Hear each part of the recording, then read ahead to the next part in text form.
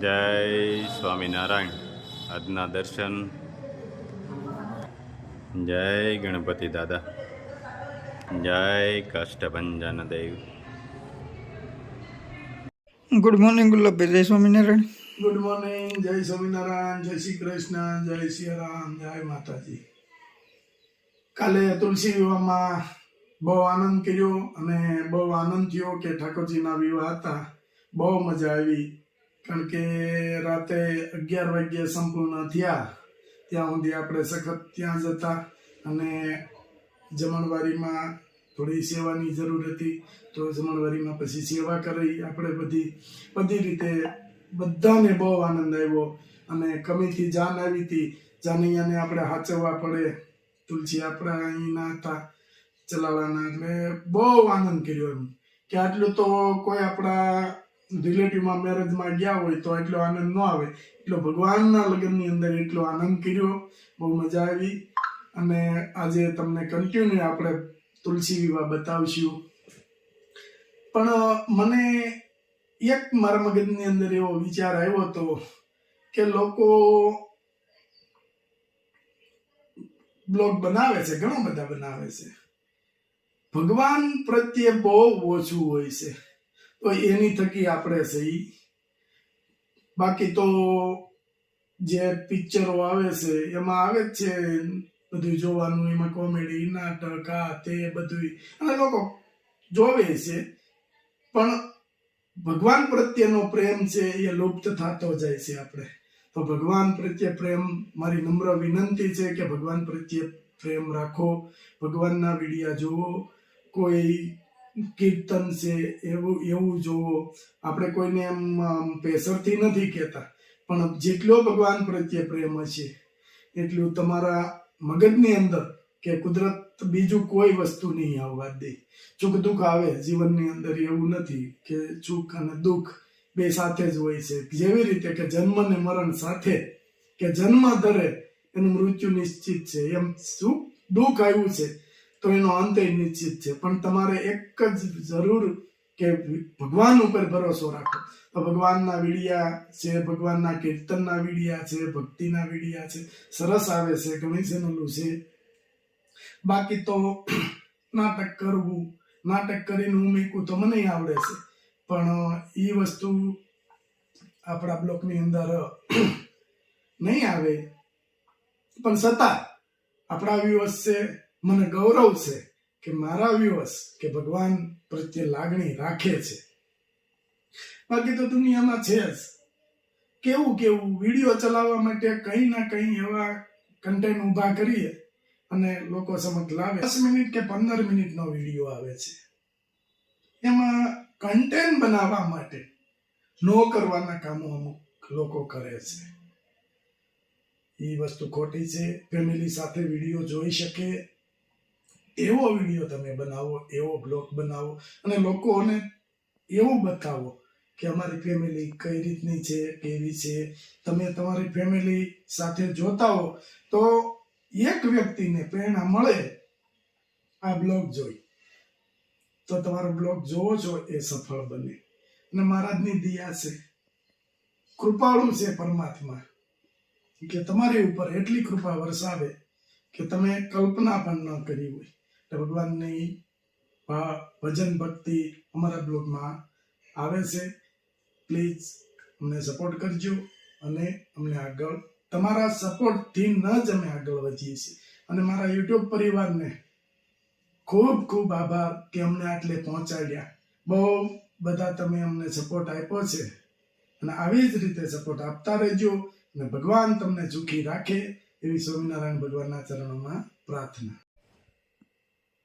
આપણે એક મેસેજ આપીએ છીએ કે આ કોઈ ફેક મેસેજ નથી, લોકોની જોડે ફેક મેસેજ નથી, લીગલી છે. એ ભાઈ એવું લખે છે કે માથામાં વાળ આવ્યા છે, તમારું હેર ઓઇલ નાખ્યા પછી બેસ્ટ હેર ઓઇલ. જો આ ભાઈએ એમને ફોટો પાડીને પણ મોકલાવેલો છે, કેટલા વાળ આવ્યા છે, મસ્ત વાળ આવી ગયા છે. અને હજી એ ભાઈનું કહેવું એવું છે કે હજી વાળ આવે છે. એટલે થોડું બનાવો, સારું બનાવો, ઉત્તમ, લોકોને ફાયદો થાય એવી વસ્તુ બનાવીએ છીએ અને એવી જ વસ્તુ બનશે, એકદમ પ્યોર અને ચોખ્ખી વસ્તુ. અને આપણે બધું બતાવીએ જ છે ને, બાકી તો બધું બતાવીએ જ છે. અને ભગવાનની દયાથી કે એક પણ ફરિયાદ નથી કે લોકોની ગોળે પાછું આવે, પછી બહારથી ક્યાંયથી લાવ્યા હોય અને પછી આપને કોલ કરે કે ભાઈ અમે આ કંપનીનું તેલ લાવ્યા હતા, આ કંપનીનું લાવ્યા હતા, અને પછી એમાં કોઈ ફરક નથી પડ્યો, તમારા તેલમાં ફરક પડ્યો. સરસ બેન, ભગવાન તમને જે કાંઈ પ્રોબ્લેમ હોય એનાથી દૂર રાખે. અને આવી રીતે અમારી વસ્તુ તો આ જ આવશે, કોઈ ગેરંટી આપણે અમથાય પહેલા પણ ન લેતા, હજી પણ નથી લેતા, પણ રિવ્યુ એટલા બધા સારા આવ્યા છે કે ભગવાને મને અંદરથી, અંતરાત્માની અંદરથી એમ થઈ ગયું કે નહીં, ભગવાને આપને પૂરો સાથ આપ્યો છે અને આગળ વધારે છે. ને નીતિ નિયમ ચૂક્યા નથી. લોકો નીતિ નિયમ ચૂકી જાય છે, થોડું ફાસ્ટ ચાલે એટલે નીતિ અને નિયમો એ બે વસ્તુ મેન છે, લોકો ચૂકી જાય છે. પણ આપણે કે ભગવાન પાસે એવી જ પ્રાર્થના કરી છે કે હે ઈશ્વર, અમાને જિંદગીની અંદર કોઈ દી નીતિ અને નિયમ ન ચૂકી એવી શક્તિ દેજો. જય સ્વામિનારાયણ. 3 હેર ઓઇલ, 3 શેમ્પૂ, છાશ મસાલો 500, કાતરી 500,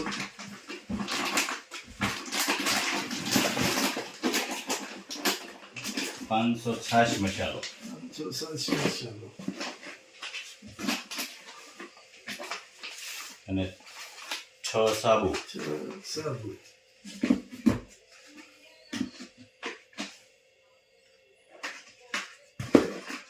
6 સાબુ. લંડન લેસ્ટર,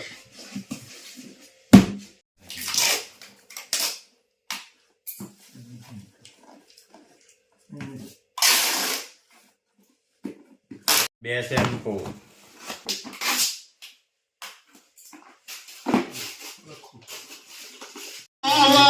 ને મારવાનો તુએ મારી માતરે આજ કોઈ રોકો નહીં.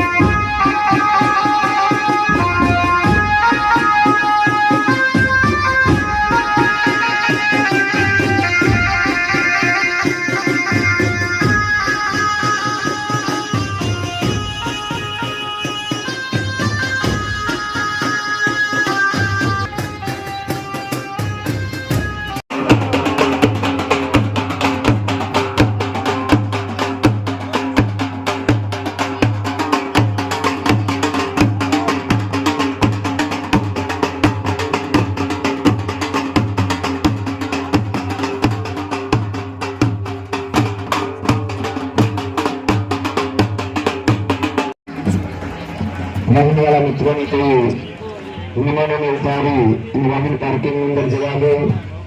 ગેટની આગળ કોઈ પણ પ્રકારનું વાહન ઉભું ન રાખ્યું. વિમાનોને ઝડપથી ઉતારી અને પાર્કિંગની અંદર બેસી જો મસ્ત માતાજીને શણગાર સજાવી અને તૈયાર કરી દીધા છે અને ભગવાનનો વરઘોડો હાલ્યો આવે છે અને માતાજી તૈયાર છે. અને આજ માતાજીના લગ્ન કે તુલસી વિવાહ, આજ માતાજીના વિવાહ છે. એટલે હમણાં ઠાકોરજી આવી જાય પછી આ મંડપની અંદર માતાજીના વિવાહ થશે. મસ્ત માતાજીને શણગાર સજાવી દીધો છે.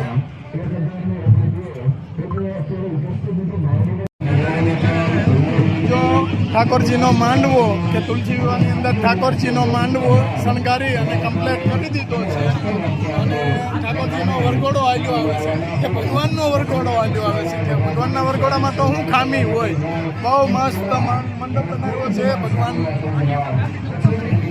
ભગવાનના માંડવામાં કોઈ જાતની ખામી ન હોય. કમીથી જાન આવી છે અને ઠાકોરજીના વિવાહ છે કે તુલસી વિવાહ જે કહેવાય છે. તો આપણે ઠાકોરજીના વિવાહ છે. બરાબર. જો આ મસ્ત મંડપની તૈયારી થઈ રહી છે. કમીથી જાન આવી રહી છે.